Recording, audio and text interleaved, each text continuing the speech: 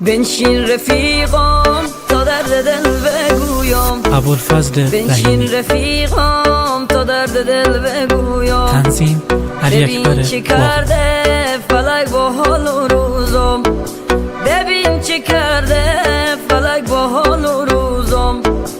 در اوج غربت فقط من تو رو دارم، بیا رفیقام بیا برس به دادم. در اوج غربت فقط من تو رو دارم، بیا رفیقام بیا برس به داد. رفیقام دردت به جونم ای برار مهربونم، یاور غم و جنونم. وقت پیکای شرابه یاد دلای خرابه، گر همش رنج و عذابه.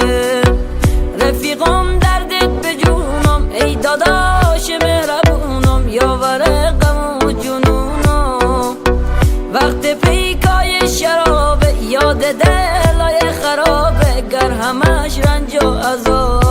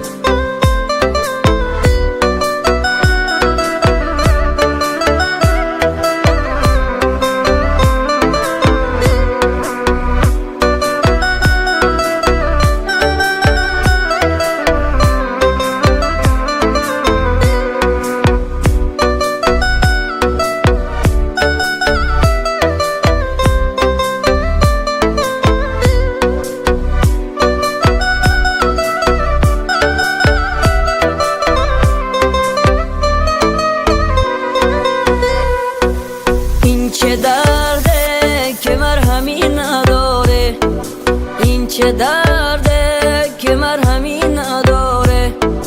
آسمونم به حالمون میباره، رفاقت ما مثال هر که داره.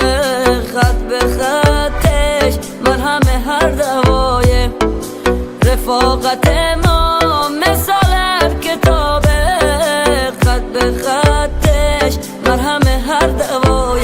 رفیقام دردت به جونم ای داداش مهربونم، یاور غم و جنونم.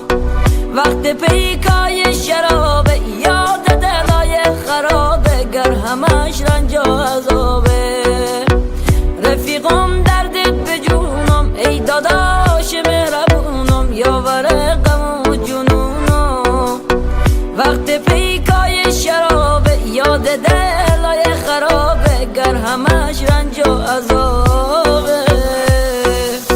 ای خدا طاقت ندارم گر شوم دور از برارم، ای خدا طاقت ندارم گر شوم دور